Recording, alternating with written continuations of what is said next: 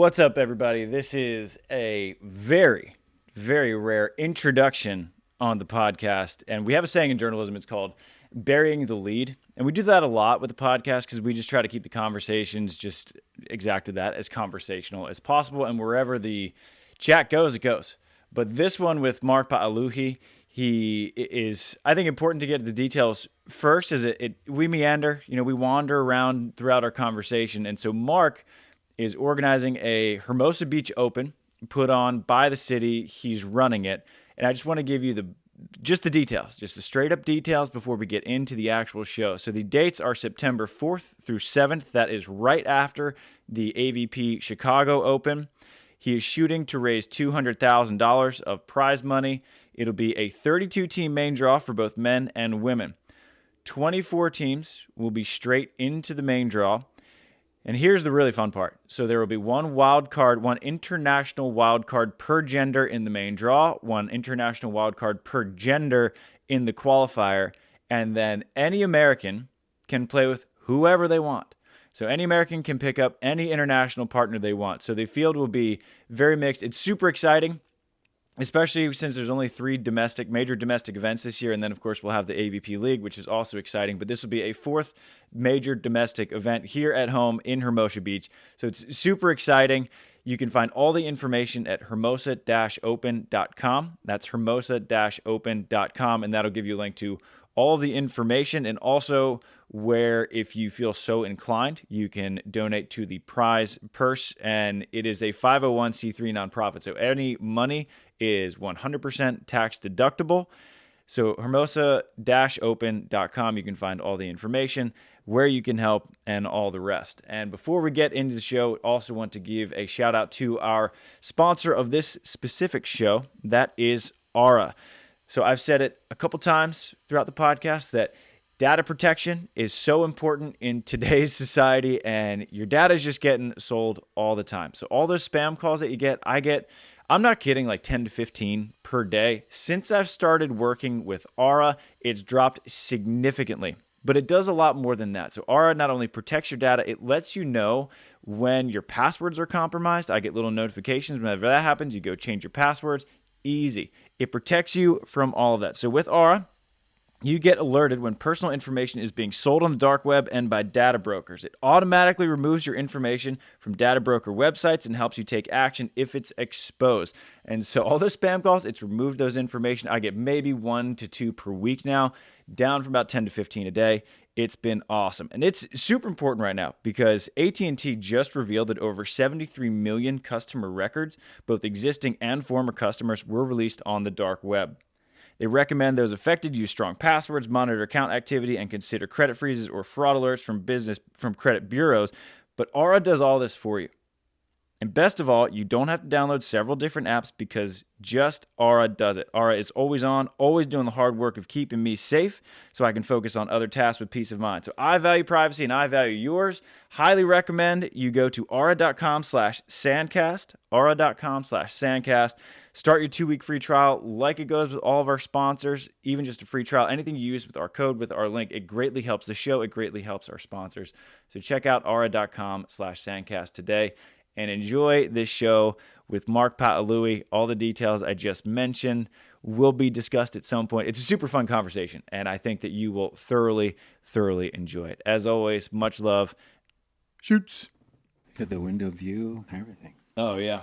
Yeah, that has made its way to every studio, I think. Oh, yeah? We've had a couple different studios, too.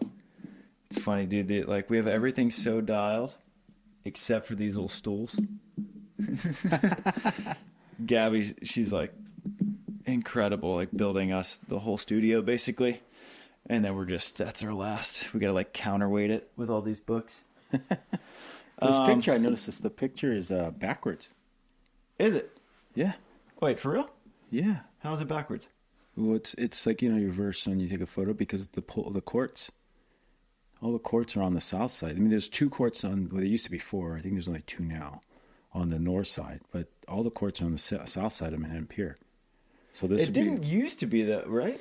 No, they didn't have that many like this though. Yeah. It never went. I went 2 and 2. That was it. 4. Now you guys. I mean, you right there. You got 6 apparently. Huh. That's a good. It wasn't that. It was actually. So it's like when you. Oh, look at you're pictures, right. It's the opposite, right? We've been living a lie this whole time. It's funny. Futuristic. We get comments on this window every episode. Yeah. And that's the first time someone's pointed that out. We've had this picture in our various studios for like 7 years. Have you had any locals from the South Bay in here? Holly McPeak. And she didn't recognize it? Yeah, she sat on that couch right there and admired the window and didn't recognize it. If all people, she would be the one I would guess. That's it, yeah. I mean, she is like Miss Manhattan. Yeah, that's her hometown. She just looks out her window and this is Holly's window. This might even be where his photograph probably came from her house. That's really funny. Yeah. Wow, yeah, because most people. Well, technically it wouldn't be because this is actually south side. She lives on the north side of the pier. So true. So she would really know. She's like, yeah, there's not that many courts. Exactly, she would have known. It's funny because everyone's made the same joke about it. Like, oh, it's a nice day. Like, waves are great. Right? You're the first one who's looked at it with a critical eye. I was like, man. Well, I just kept looking. That's the north side, but there's never been that many courts. Yeah, because I was just thinking, for whatever reason, I was like, well, it looks like Marine Street, but yeah, it's not. Marine's not close to the pier at all. Yeah. I mean, if anybody's going to know, it's you, too. Hey, you know what another thing that gives it away? What I just noticed, too, now? See that tanker ship in the far left? Yeah. That would be on the far right on the north of the Manhattan Pier, technically. How come? Because that's where the tanker hooks off straight off the... hooks straight there. Straight off of El Porto near the refineries. Got it. That's where it connects. It doesn't go to the south side. Never even seen a tanker ever out there. It's always been the north of El Porto. Because Hermosa's the opposite. You always see the tankers. You don't even see the tankers in Hermosa at all. I saw one last night, or maybe. Or it might have been a container ship. A container ship. You see container ships go through between Catalina and PV Point. Okay. Oh, yeah, all the time. Yeah, they make that route and do whatever. But to sit out like that in a container ship, that's a tanker that sits off to the north. You go watch it. You go sit on the beach when you're playing at 16th or Manhattan. You look on the far right. You'll see that tanker sitting out there all the time. Dude, that is... That's all you need to know about how long you've lived in the South Bay. You know the routes that the tankers take. I don't know about the routes, but I know that they go there and that's it, and they move and they take off and they come back once in a while. Yeah, because I used to have a friend that used to work on them too, and that's where you'd go out there and you'd work like 3 weeks at a time, and then come home for like a week or two, and then go back out.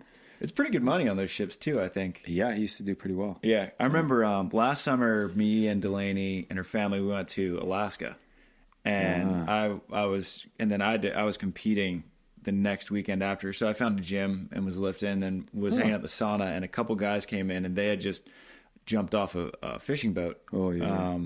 And so they were talking about it, and they just do like 3 or 4 months, and it's just salmon fishing and halibut, and they were like, I mean, it's pretty hard living. You're on a boat, and you were just fishing and gutting and fishing and all the everything else. But they were like, it is good money. Yeah, I don't know if I can do that though. I don't know if I can do that. That's an experience. It's a hardcore. Yeah, it's dangerous too. Dangerous, hardcore. Not many people can do that. No. 3 months is a long time when you're sitting on that thing. Day in and day out with the same people doing the same thing. You probably want to cut each other. You know? It's like, man. We talk about island fever in Hawaii. I mean, Hawaii's not that big of an island, but it's bigger than a boat. At least you can go to the opposite island if you don't like somebody for a little while. It's like, man. Yeah, that would be brutal. Well, Mark Paaluhi, welcome back to the show. Thank you. It's good to have you back. I'm happy to be back. Brand new studio, and we got a lot of fun things to talk about too. Yes, we do. Yeah. So normally we do kind of a meandering intro, and I think that'll serve as one. But I'm excited to have you back on the show because you've sort of taken the helm of something super exciting, bringing back the Hermosa Beach Open. Mm-hmm. And so if you can just give kind of a rundown of what's happening, just give our listeners kind of the bullet point. Sure. What's up in Hermosa Beach this year? Absolutely. So just in a nutshell, unfortunately, with the transition of everything happening with the AVP, they weren't able to produce a pro event this year in Hermosa Beach. The city had approached me and said, hey, what would it take to have a pro event. And I said, well, we get all the approval from the athletes that want to support it and be a part of it. And if we can get ideally $200K worth of prize money, I think that would be a great start. So they kind of said, okay. And then they kind of dabbled back and forth with me about how we can do this, what we're going to do. Then it sat, and this was back in probably November, I think. And it sat for a couple months. And then we brought it back up at the end of the, or beginning of the year, and started talking about it and trying to figure out how we can make it happen. Then it kind of sat on the table, and the city was overwhelmed with a bunch of stuff they were doing. With the city's got tons of things going on constantly, event-wise and just city-wise, what's happening. So it just kind of sat there, and they kind of came back after, I think it was in March, and said, you know, I don't know if we can pull this off, you know, with the sport. And then I said, okay. And then I just kind of washed my hands of it. And then I was sitting for my high school team. I was raising money for our team. And actually, going back real quick, I was at the AVCA, and Pop and Popcorn fundraiser was there. And they were explaining, you know, the guy was there to explain to me how they raise money. And I said, and I'm always, every year, I've been coaching my Redondo high school team for probably about 10, 11 years, my 11th season. And each year, it's like pain in the butt to raise money. Kids trying to get them fired up to do a car wash, the restaurant food raising and all that stuff. And I'm just like, it's just like maybe a few $100 here and there. So I said, what do I know? Let's try this popcorn thing. And so I got the kids fired up on it. Let's do this. And then maybe half the kids participated, but I ended up raising like $7,000. And I'm like, whoa, that was cool. You know, I was like surprised and shocked, and I was stoked on it. I was like, oh man, that was tough to get the kids going. But once I got them going, and you know, most of them, about 3/4 of them really participated, and they didn't really hit their goal. None of them hit their goal, but we raised good money, and I was like, yeah. So when I was going through this with the Hermosa, and they said, and I just kind of sat back and I said, okay, well, I guess it's not going to happen. Then I kept thinking about, God, how can I do this? How can I do this? And then the popcorn thing came back to my head, and I'm like, oh my gosh, maybe there's something here. Yeah. Then I just started doing crazy. I don't know if I'm crazy. I have no idea, but I'm not crazy, but this this thing made me think I am crazy. So I started doing the math. I said, okay, there's let's say there's 100 players. It's easy math. And I said, if every player gave us, or even 50 players got, 100 people to buy $50 or $100 worth of popcorn, and we got $50 worth of each one of those sales back. And I said that we reach out to 5,000 people, and if we got 5,000 people to buy popcorn, we got $50 from each person. Dude, we'd easily hit our goal. Mm-hmm. And I started doing the math of like how many followers each player had, including you and Try and everybody else. And I started adding it up, and it was like 1 million plus. And I was like, dude, if we can just get a fraction of 1% of those folks, if everybody stepped in and helped push the word out and got, somebody involved, and then maybe a couple of randoms who put more than $50, you can get there with no problem, Once again, thinking I'm a little crazy, and I was like, but that's possible if we can really do it. Because I started doing it, like when I reached out from my high school, I got like 50 people to help donate on that part of it. And I didn't even really do much, but, luckily begging and pleading some of my friends to just do it, they did. And now I'm back to doing it. So they're asking, so in 1 year or twice, and now I'm asking for them to donate. So, that's kind of how it started there. And then so I went back to the city. I said, look, I'm going to take on everything. You guys don't have to do a thing. And then they're like, well, okay, and then put in your application. So I filled out the application, filed it, and then the city, because they were trying to support this much, helped me get through the process, which normally take 3 to 4 months, and which would have been no way, right? Because that would have pushed us way into July, August to even get the official word, which would be too late. And then I just gave it a shot. And then I talked to you guys and many of the players and just said, look, would you guys do this, support it if we got this permit? And, pretty much everybody said, yeah. I don't think that anybody said no. And so that's where it inspired me to go, well, let's keep going. Yeah. And so I got the permit, and we finally got the permit officially on the 28th of May, and then hit back to the players and say, we're good to go. Let's go. And everybody seemed to be supportive, and here we are. Working out, getting a sponsor packet on the website. We have a website called hermosa-open.com, and has all the information of like if you want to donate, buy popcorn, or sponsor the event. So now we're And in that the mode. donations are all tax deductible. Yep, Because you can do it through 501c3. Correct. Yep. Dig for Kids, 501c3. Eric Fanoy Moana's a nonprofit, actually. He offered that up and, worked it out to help us get, use it and then help support the event. So, yeah. Well, I think I speak for almost all the players. What you're doing is much appreciated. Thanks. Because I think that it's always so disheartening when Hermosa doesn't have a big event. Because I think Hermosa is my favorite event, and I'm biased because I get to walk to it. Yeah. And I'm also biased because I've had some of my better finishes and better moments there. Mm-hmm. And I love Manhattan too. I just think the South Bay is the best place for beach volleyball in the world. And I've been to a lot of places around the world now. Yeah. I've seen it in a lot of places. Yeah. And I don't think that there's any culture like the South Bay culture with beach volleyball. And it's just better to have it, especially a big professional event. Yeah. I mean, it totally makes sense. I mean, like you said, I was fortunate enough to play when I did. I call it I was blessed, but then also cursed at the same time, because I came in at the peak of the tour, at the prize money and everything else, the excitement of it, and NBC and all that fun stuff. And then after my fourth year on tour, maybe going into my fifth, it just went. Then next thing I know, I'm riding a roller coaster going downhill instead of uphill. And the prize money dropping, all this, everything falling out of the sky, so to speak. You can blame it on a lot of things, and I have my opinion on those things. But unfortunately, it went that way. And then I was at my peak of my age. They say in pro beach volleyball between 28 and 35, that's your peak range. Mm-hmm. It's kind of what the average is going through then.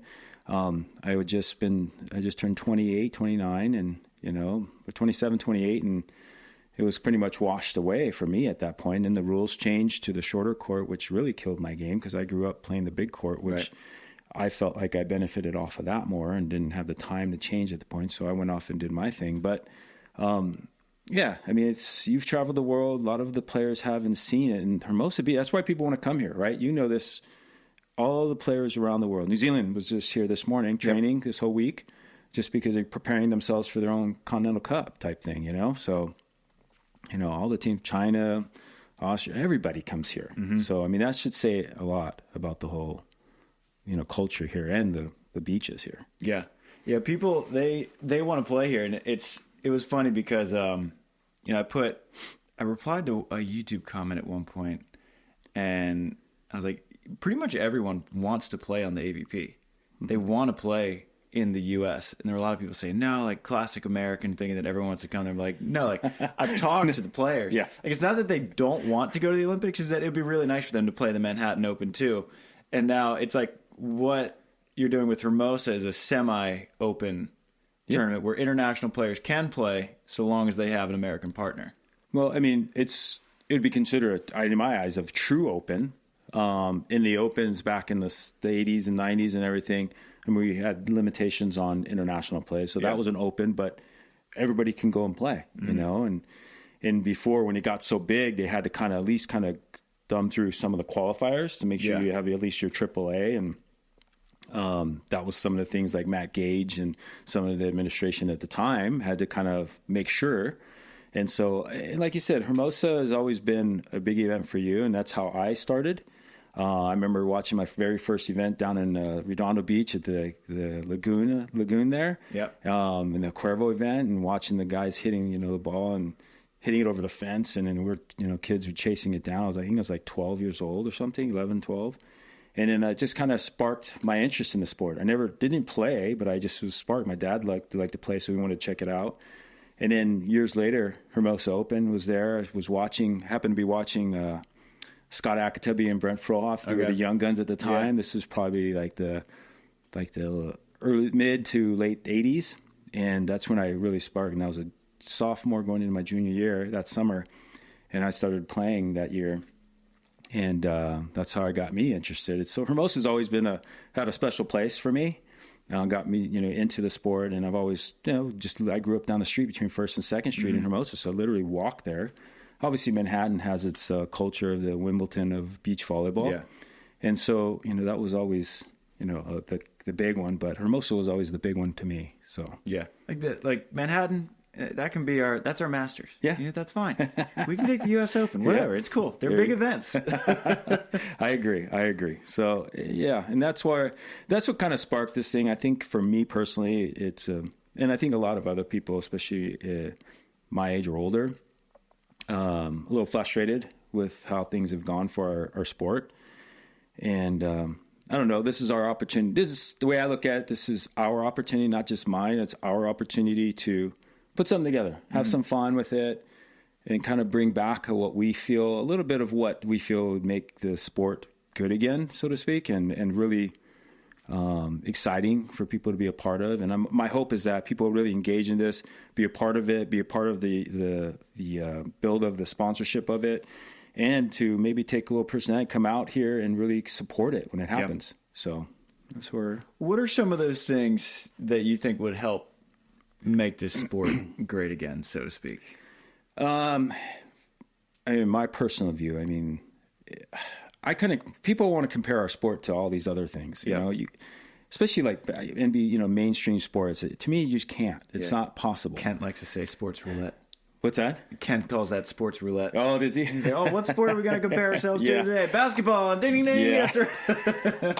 I hate that. It does really bother me that people try to compare us. So look, man, with the rule change, all that stuff, I just don't, I shake my head every time when somebody says something changes or something's different, because our sport was great before. Yep.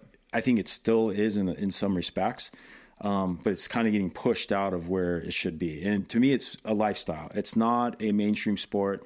Maybe we have to understand, like, hey, it's not going to be that generator of millions of dollars or billions of dollars like the NBA and NFL. But we have a different niche into that, in which I think if we stick to that, I think by now we would have grown from that.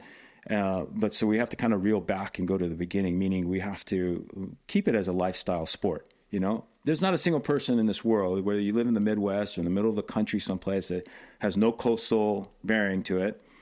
They all love the beach or some kind of big water lake or beach area, right? We all love to go out there, love to put our feet in the sand, feel the sand between our toes, go to the ocean, and just be in awe of the ocean, right? And in that, you have this sport called beach volleyball that's happening amongst that. And I think that's probably the basis of the whole thing. And obviously we can go off of everything else. I think the closest, if you have to compare it to a sport, the closest I would look at would be surfing. They don't sell tickets to have seating and stuff, but they've created a multi-million-dollar industry off of it, So I think it's worth, at one point, I was working for Body Glove for several years. Just the industry around was like $7 billion. And with apparel, hard goods, and all the fun stuff. It's kind of where we have to market or kind of manage our way through the whole thing, is the way I see it. And at one point, see, all these surfers who weren't even competing in the pro circuit were making hundreds of thousands of dollars, maybe millions. Well, the lifestyle surfers are the ones who are making the most money. Yeah. You see the Rob Machados. Yeah. John Florence's brother, Nathan. Yeah. He's banking. Just putting out YouTube videos. Yeah. Right. That's kind of, if any sport, that's the one I would closely relate to, I think. But once again, I just, because you get people in the Midwest. Like when we used to play in the tour in the Midwest, I was in shock and awe when I first went out there, because I was like, holy mackerel, there's tons of people already here at 8 o'clock in the morning before we even started. Yep. And then you go out and meet the people, and you go out and have a good time at night with them, and they're having so much fun. Then you come back the next year and they remember you. You're like, hey, oh, yeah. And so it was just a good experience in that respect. And that's part of, too, like, I feel bad for some of the players now. You guys should have been, well off to more than 8 tournaments in a year, or 10 tournaments, or 12 tournaments in a year. And to get those numbers, you got to go travel outside our country, which is, I don't know, mind-boggling to me. But, unless you're chasing the Olympic dream, which I totally get that part. But as a domestic tour, as a core of our national tour, our national players, pro players, we should have way more than that to offer. Yeah. But are you in the camp of, because I wasn't around for side out and big court. Uh-huh. Do you think that, because like you said, there's so many different variables where the sport went from this, it was the first lifestyle sport really that went kind of quote unquote mainstream. This was before the X Games, before surfing even took off. Surfing and beach volleyball's rise kind of paralleled one another. But there's so many different variables. I mean, the rules changed. You had business people coming in and building the big stadiums and all the rest. And are you in the camp that side out big court is better than rally small court? You know, it was a tough change for me personally. Yeah. But, you know, in some respects, I think the change is good for certain things. Like, for example, the short court, I think it did an amazing job for the women's side of the sport. I think that is, it's kind of like we're NBA and WNBA. If they just lower the rim a little bit for the women, I think it would change at least some perspective on it, you know? Yeah.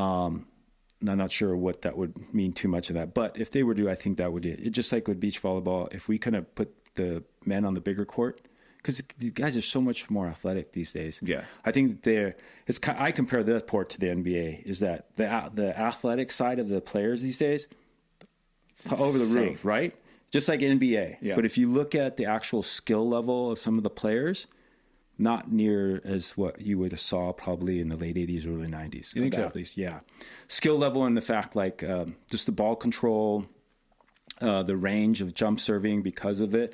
I mean, you got some, don't get me wrong, you have some amazing athletes that are doing it, but you add 3 feet on each side of you, you're looking at a totally different game, you know? And some of the guys I don't think would be as effective if they if they have that in their thing. Then you would also, in my perspective, would probably average out the height to slightly smaller, which then it would engage more people, the average person, to be engaged with the sport, that would watch it more and be a part of it more. Because that was part of I think that was part of the appeal in the 80s and 90s, is that the average Joe can relate to one of the players. Yeah. You know, like a Jimmy Nichols or Doug Morrow, who were maybe 5'8" at best on the best day, but can make some amazing plays and jump and you know, dig and do some amazing stuff on the court that you would just be like, whoa, you know? And then that kind of related to, it's kind of like, what was that guy that can, I mean, it was amazing because he had like a 50-inch vertical, was Spud Webb. Yeah. You know? So people were engaged, or a Bugsy, you know, the guy who played, I forget his Bugsy, something. Bugsy Bugs. Yeah, Bugsy Bugs, there you go. Who just, you know, and that's what, those guys got so much attention because of that. Taylor Crabb, perfect example of the way I see it. Everybody, because he engages with people and people can relate with him, because when they sit and talk to him, they're like eye to eye with him, right? He's the people's champ. He's right? the people's champ. Where Rosie left off, he just handed the people's champ crown to Taylor Crabb. Exactly, right? And it's amazing. And we all saw it in the dyno this year. Taylor Crabb just, you know, talking to people and everybody. And so all the people can relate to his style and play. They're not wishing they were 6'7" or 7 foot now, you know, because nobody's that tall, like hardly anybody. But watching it, it's like, dude, if that guy can do it, at least I can get close to doing something. But, you know, that's just the imaginary portion of a man thinking, right? So it's just, but if you watch Taylor and you get into like the aspect of how he can get people engaged to him because of his size, first of all. And then secondly, his talent is obviously off the charts, you know, and then he's out there engaging with people. Those 3 things, done. This guy's going to be the people's champ, right? It's just going to be, everybody's going to want to watch and see and support and play and cheer for him, or even cheer against him, whichever.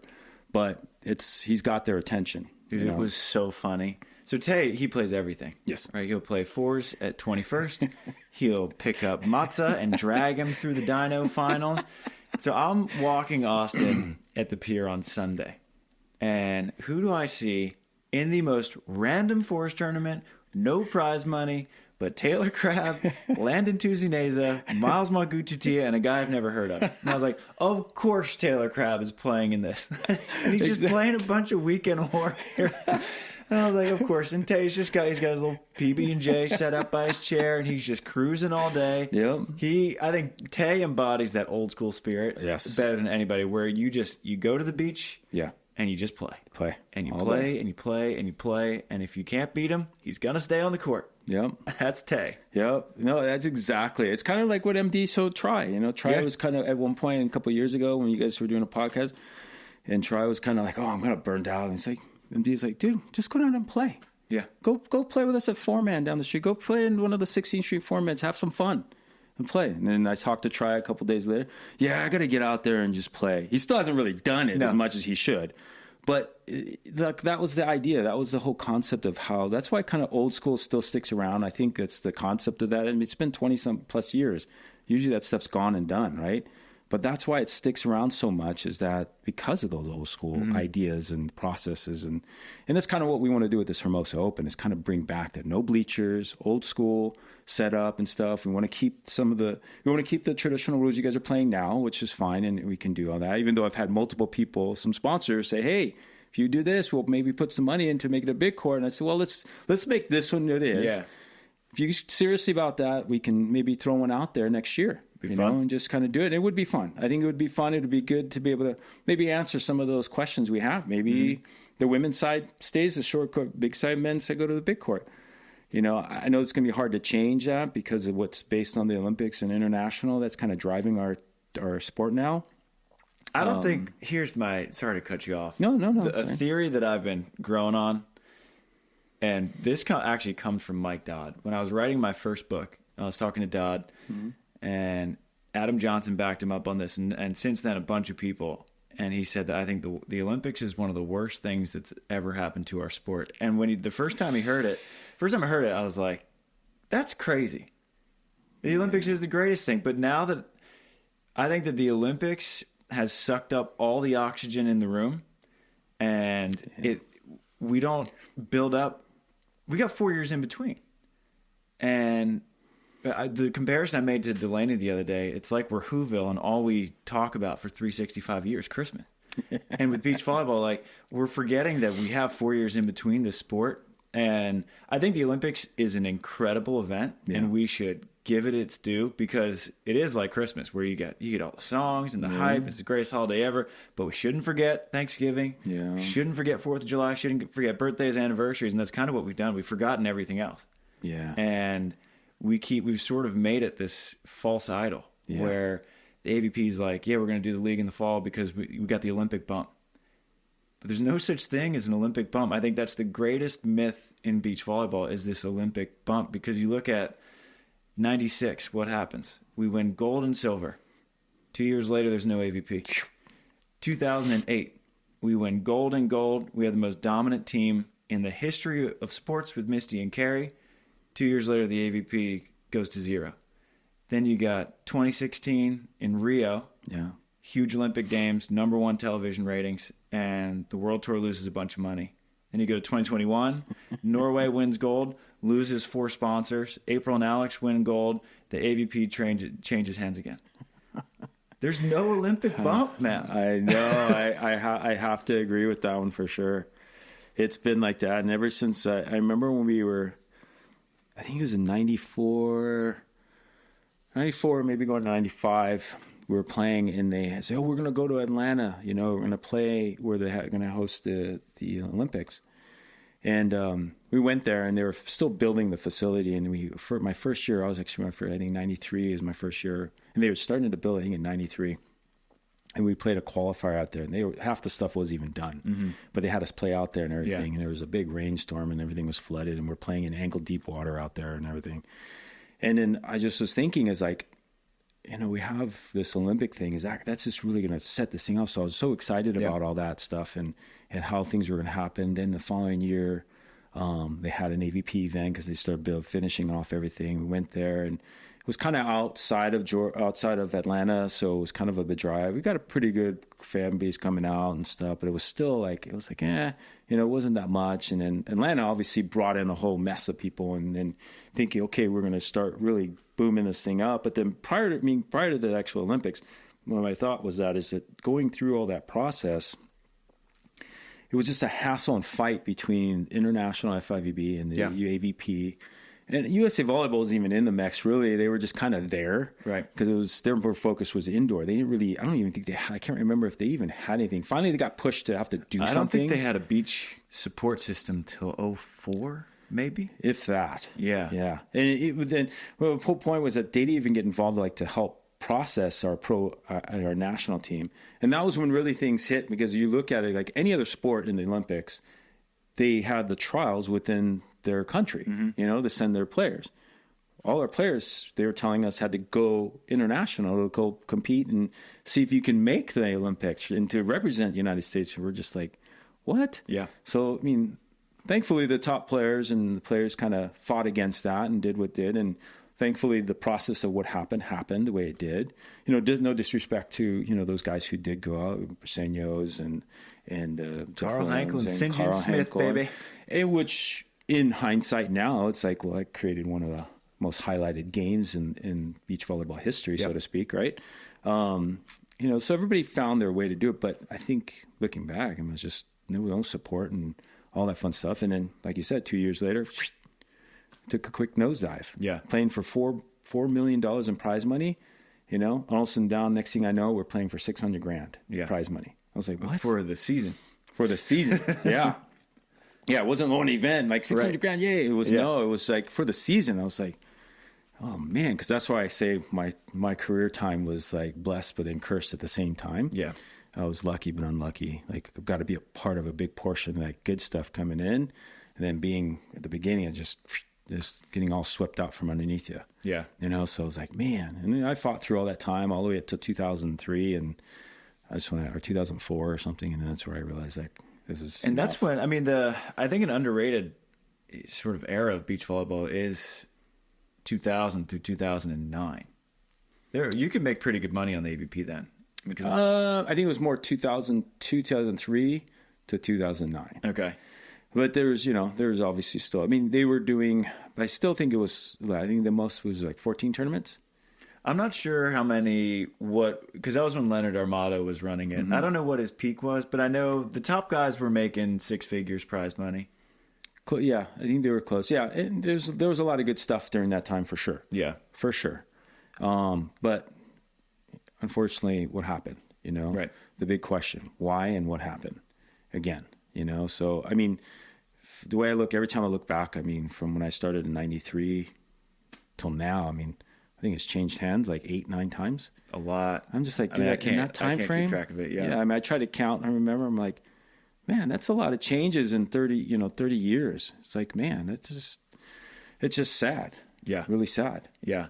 And what I will say about the Olympics is that a lot of the girls we're seeing playing now, it's because of the Olympics. Yeah. And so at the grassroots level, it's been the greatest thing that ever happened to sport. And NCAA is the greatest thing that happened to our sport. And NCAA has been massive. That's carrying our sport right now, the way I see it. Yeah, I agree. We have nothing. If NCAA didn't pick up our sport, we would be, I can't imagine where we'd be. We'd be in dire straits. We would have nothing. Yeah. Except for a bunch of you guys going around playing overseas to try to qualify for the Olympics. Yeah. Every 3 years or so. Yeah. Or 2 years prior to the quad.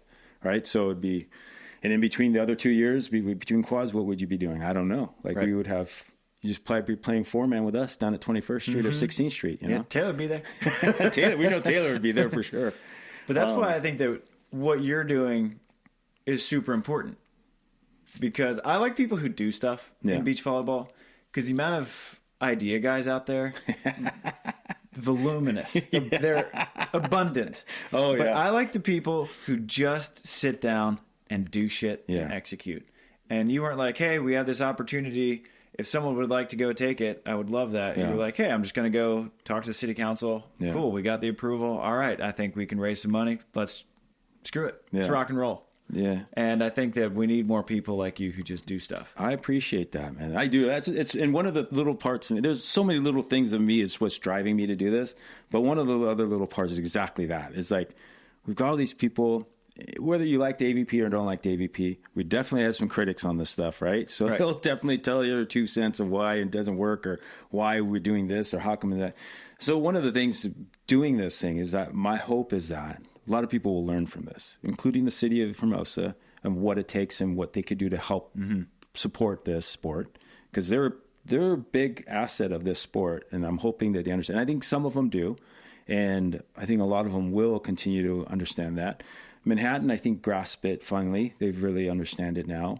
The AVP, I hope they learn something from this as well to help, keep our sport going. And I think the fans and the players to understand what it takes to make this happen. That's why I've kind of put some of the onus on the players to help this. Because if they don't do anything, if they say, oh, great, thanks, Mark, and then they just kind of let it go and don't do anything. And all I'm asking is them to just help reach out to their fan base and friends and family to help spread the word. But if they don't do anything, then it's kind of like, okay, well, this is why we didn't succeed. It's not just all on Mark's shoulders, right? So I want everybody to be a part of it and have ownership in that part. And that's why I always tell everybody, I say, look, I don't want certain, I don't want a CEO from some place or for promoter or somebody's agent being involved to take over these things. It's our product, the fans and the players, to really grab onus of this and let's make this happen and have fun with it. Whether you like me or dislike me or whoever you are or whatever, it's not about me or you. It's about us and the whole sport. So hopefully we can keep this going. My hope is that it gives some people some ideas of how the sport should move forward in the future and the good stuff of it, Right. And that's part of, I personally think is one of the things is the lifestyle. Yeah. And really capitalize on that, you know? And I think that's one of an aspect amongst the players that goes ignored is that the players are the most valuable asset and that they also need to do something more than show up and play. Yeah. And that's always one of Kent's biggest frustrations. He's like, the players should be mad and doing their own thing because there's not what they're playing for right now isn't enough. Like they should be organizing and doing this. And I'm like, good luck. Yeah. And that's the sad part of it. And it was just like what you mentioned with Taylor. I mean, the reason why Taylor is so successful within the fan base side of it is because of that personal touch. He didn't have to do much, maybe have a beer with somebody or just, or say hello or go play that 4-man game with 7 other people that you don't even know. Yeah. You have no idea, and Taylor would just force himself to go. Like the other day we went down, I think it was a Thursday, and my wife and I showed up down there and we had next game on the outer court, and Taylor just lost his game out there and was sitting down, and he was like, "Oh, dude, I'm exhausted." And I told my wife, "Go ask him to play," And so you went over there and said, "Hey, Taylor, you play?" And he's like, "Dude, I'm just so beat. I wouldn't give you guys a good game. I've lost, or I've played 4 games. I'm done. And trained this morning and everything." She's like, "Okay." So she walks off and starts, asking other people, and we were having a hard time getting some. But then he turned around and he said, I'll play. Yeah. Just like that. Like he pushed himself to do that little thing. We went out there, we had a blast, we won, we came back and played another game. Yeah. We lost, but we battled, And I just like, I said, man, I get it. We all been there, like tired and we don't want to do it. And it's like, dude, I appreciate that. Thank you. And so like little things like that going out. And that was one of the 3 things that I spoke to you and the other players and said, you guys, agree to play in it, support and market the whole thing. And then once we play, you guys have to be there to help promote it and be out and about, engaging the people. You guys will have to all go out Thursday, Friday, Saturday night for at least 45 minutes to an hour to be with people, period. Yep. If we can get all 50 to 100 athletes, whoever participates, sign up and go do that with everybody in the bar, that's just numbers. You go out, I bring 1 or 2 extra people to watch the next tournament or come out that next day from the night before. I'll never forget on my first year on tour, we're in Atlanta, Georgia, and I'm walking across the street with all my friends from, we're all the rookies, so to speak. And I just remember hearing Hovland yelling across the street. He was Hovland, Dodd, Ricky Ludes, and I can't remember who else. A bunch of them were sitting on a brick wall, like outside the bars down there. And they were standing there, sitting there, and we were walking. I'll never forget. We're walking across the street, and I just hear him yelling, "Hey, get your ass over there!" We're like, "What?" And I go, "What are you talking about?" And he's like, "Get your guys' asses in the goddamn bar and start marketing our event tomorrow." And I'm like, "Really?" So yes. You think I'm fucking lying? I'm like, "Oh shit!" So I was like, "Okay." So we just started going and having fun and telling people about the next day, and and that's how those guys did it. They were out too. Yep. Next thing I know, they're walking behind us, going in there and having fun with us and talking to people. I'm like, holy shit! Like that's that's how it's done. And that's how they do it. And then every event we went to, or going to Santa Barbara, and next thing we're partying with the band is playing and everybody, and Hovland's on the stage and he cuts his foot and and bleeding. Oh, next day he's got foot taped up and he's playing on the beach. Like that's how it's done. Yep. Like that's the epitome. That's the baseline of it all. Doesn't matter about anything else or bells and whistles you bring to it. It's as simple as going out there and engaging with people. And I think that's kind of a lost art. So hopefully we can kind of spark that and bring that back a little bit. Yeah.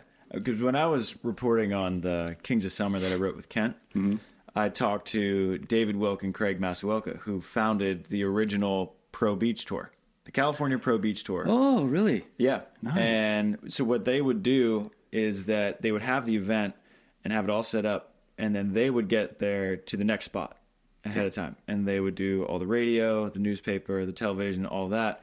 And then the players, the top ones, the Hovlands, the Dodds, the St. Johns, the Randys, the Karches, all those guys, they would get there 4 or 5 days early. They'd be doing a bar promotion here for Cuervo, a bar promotion there for Miller. Yeah. And then they would also do not clinics, but just they would chop it up with people at the site. Yeah. And that's something that I think is the AVP can certainly do. Because I remember in New Orleans, I've told this story on the podcast a few times, my first qualifier ever. And New Orleans is just shitting rain. And shitting rain and shitting rain. And it moves the qualifier back. It's supposed to start at like 8 or 9 a.m. Yeah. And I don't play the first round until like 5 p.m. Oh. And they had to shorten the games to 11, 11, and 7. But the courts were still such a disaster the next day that they had to push the main draw back and back and back and back. And so we were there, and you had Phil was playing with Rosie, Jake and Casey. Todd Rogers was playing with Robbie Page. And they just opened up their practice to King of the Court. Yeah. Anyone could jump in. Anyone could just play with Casey, play with Phil, play with whoever. Yeah. And it was incredible. Yeah. And I've loved those guys and rooted for them ever since. And it's that simple. You just get your top dogs there 3 or 4 days early. You pay them and just say, hey, just open it up. Do a clinic here. Open it up. Have some fun. Yeah. And I think that's how you make true, passionate, lifelong fans. Yeah. Stuff like that. And you look at, I'll use Billy Allen, I think is the perfect example. Billy is the most non-promotional guy in the world. He doesn't have the big bombastic personality. He's not Troy Field going to the crowd. He doesn't have the charisma of Taylor. Yeah. But Billy has chants everywhere he goes. Billy, because he's been going to those Tom Davenport SOB trips forever. Yeah. And he's put himself in front of thousands and thousands of fans. Yeah. And he has a crowd everywhere he goes. Yeah. You're right. It's a perfect example. And the funny thing is about that, he's actually a funny guy. He's hilarious. He's got the driest humor and some of the funniest things. You're like, deadpan. What? What the heck? And you look at his face and you're like, well, you can't, I can't tell, Bill. Yeah, exactly. So that is hilarious. But I absolutely agree. I mean, like some of these, back then, like, and that's part of the plan of this whole thing too. I've already actually contacted a couple news channels and stuff to prepare for this. I got a one page. I'm finishing up to send to them too as well. I reached out to a couple of the connections I have and said, look, I want to be able to do this and coming up soon, and then get some of the top players prior to it to help promote it and get people and do exactly that. Just get people to go out and to interact, and players to do that, and wherever their foundation of their fan base would be, and bring it all together. Everybody loves the beach. Everybody loves to go to the beach. Whether you're not a swim, whether you live in the Midwest, and that's the whole thing about the whole surfing part of it. Their industry as well. You can go out there and you see somebody wearing body glove board shorts or T-shirt or a billabong or a Quicksilver, and they may have never even seen the beach. They've never even surfed in their life, but they have the product, you know. So that's where the idea of I think beach volleyball should kind of run its way, Where's that? Through the apparel industry and building it so that it's a lifestyle. It's part of the lifestyle. Mm-hmm. Right now, it's just the playing of the game is a lifestyle. So you go to see it, at parks and, grass areas, to the beach and families, playing out there. Everybody knows about beach volleyball. They just don't have as their main lifestyle to go out there, like surfing, where they see it and they want to buy and wear the apparel.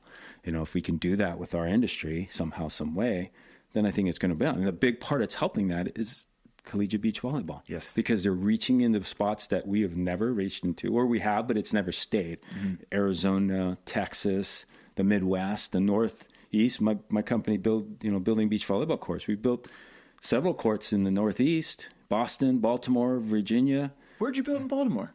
Baltimore, oh gosh, this... Did you do the Sandbox? No, Sandbox is outside of that. We didn't do that. We did another location.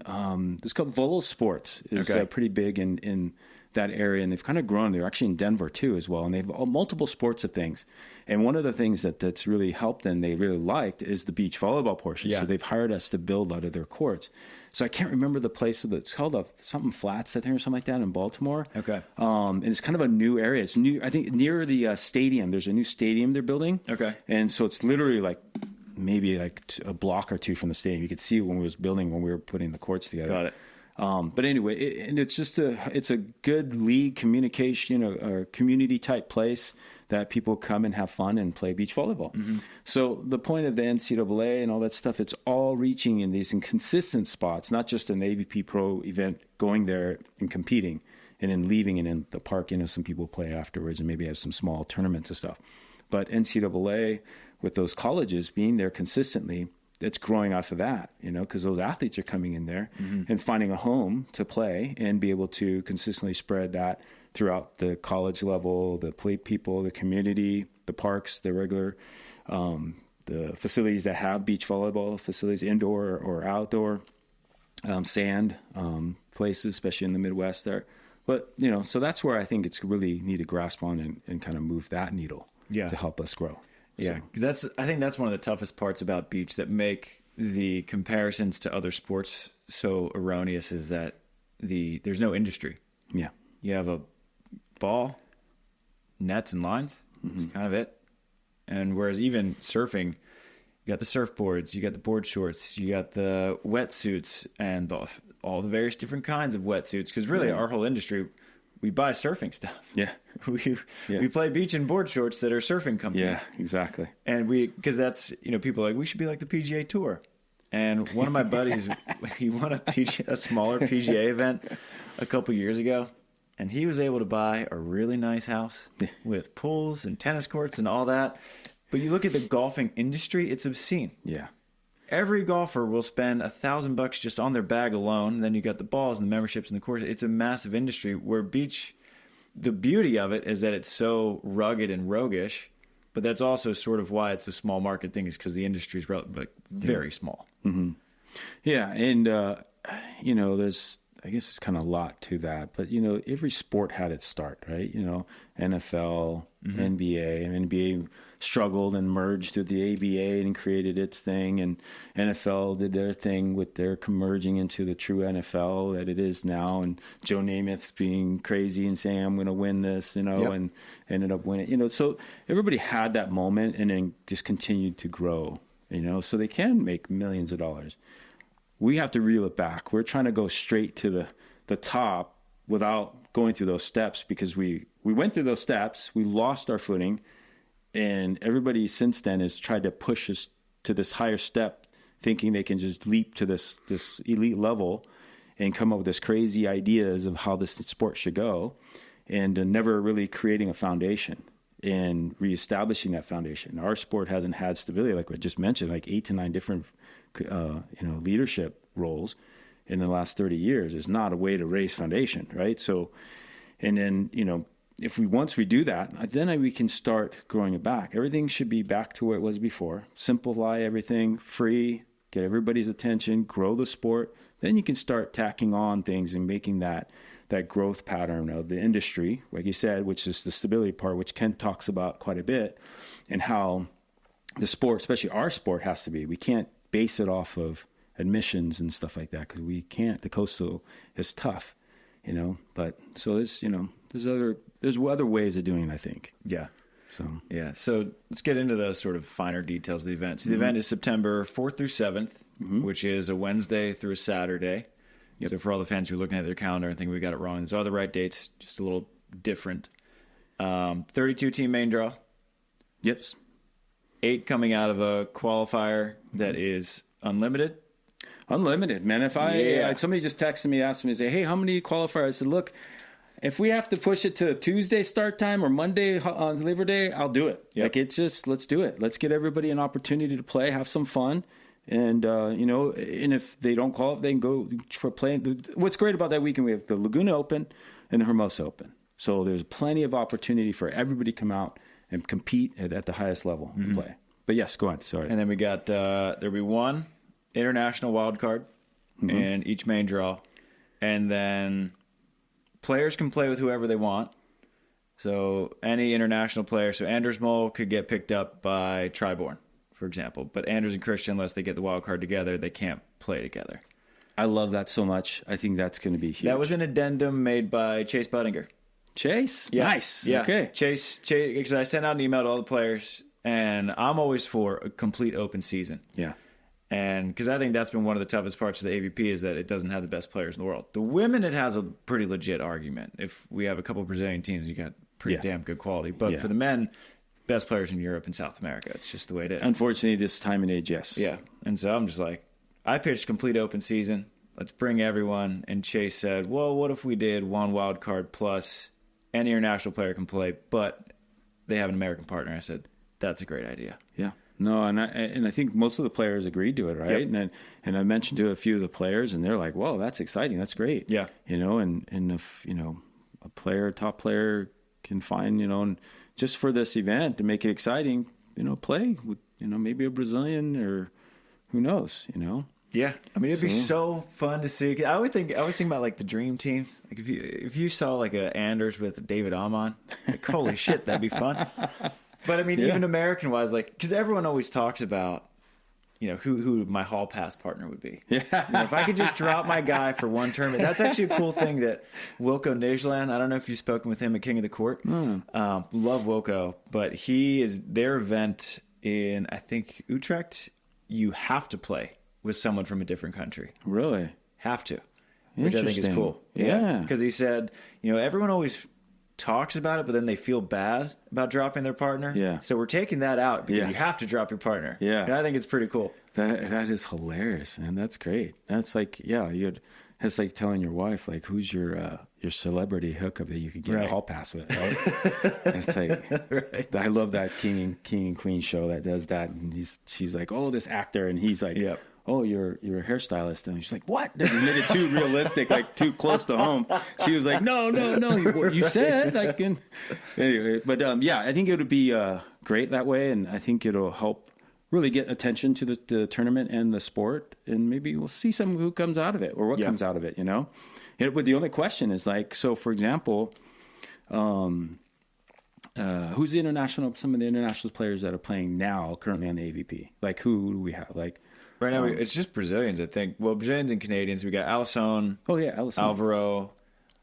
Canada would be Mel, Brandy. So would Alisson have to play with American, or would he be able to be that American national player because he's already playing on our tour? Well, I would assume he would keep playing with Evan. Okay. I think he would just. That's a good question, though. So those are probably the things we're going to see getting peppered with. If you can get grandfathered in, because like Tina Gradina, Latvian, can play AVP. She can, right? Yeah, and I think she's going to with a interesting surprise partner in Manhattan. Really, I have to keep off the record for now. Oh, okay. Yeah, so you can look forward to that. It'll be fun. Oh, okay. But yes, I think if you're allowed to play AVP, you're sort of grandfathered in. Would be my thinking on it. Yeah. Because like everyone knows Alisson and Alvaro are playing AVP right now. Like Mel, Brandy, Pav, and they're playing AVPs. Yeah. So I think they'd be fine. But anybody else, I had a couple Dutch guys reach out, say, hey, like, let me know when the registration's up. Would love to play in this. Like, I would love to have you play. Yeah. Awesome. Oh, that's and let's maybe it's something we have to start soon, just so we can start marketing the event. Yeah. We'll give people who have to bounce out, but if they're willing to help by verbally committing, so to speak, and then help promote with this thing, then that just adds more value to our tournament. Yeah. That we can start going, hey, look, we have, such and such signed up for this. We've got, who else signed up for it? I think in that respect, and that'll help get people more involved. And I think it's going to add such a level of intrigue to it because most of the fans aren't going to travel to Brazil or Stade, Vienna, wherever it may be. They'll watch it on VBTV, but it's such a different experience when you get to see if Alex Brouwer's here. Yeah. I mean, this dude's been one of the best in the world since 2013, and now you can watch him play here in person. It's such a different experience. Yeah. Or, if an Anders were to come here, I mean, you wouldn't be able to find any room near his court. Yeah. And so I just think bringing some of those talents that they're like these mystical figures overseas. Right? Even for me, like I've seen them, I watched them, but I've never met them in person, Yeah. And that would be like, I'd want to watch them play. Like, wow, okay. Like I've seen them play, but on TV, but not, in life in front of me like that. So that would be, you're right. I think it would be great. So we might have to talk about that and open up the registration a little sooner. Yeah. To get these verbal commitments. Yeah. And then we're going to have to isolate that wild card.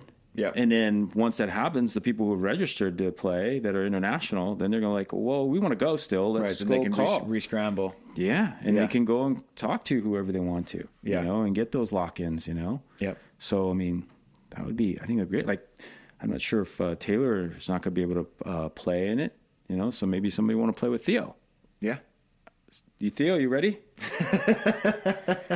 Start looking around, start shopping around, Yeah. start taking numbers. Sorry, Trey, but Taylor, but or Trevor. I'm sorry. I always get those two guys mixed up. Everyone does. The crabs. Yeah, the crabs.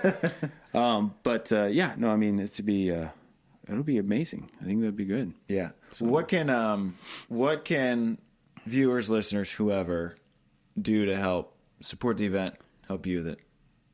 The biggest thing right now is like the financial portion of this, Yeah. right? We need to raise money. So the best way you can go is to hermosa-open.com. That's hermosa-open.com, the website, and it explains a lot of the stuff on there. At the bottom of the page, it also gives the opportunity to buy popcorn, as simple as that. Proceeds go to the event.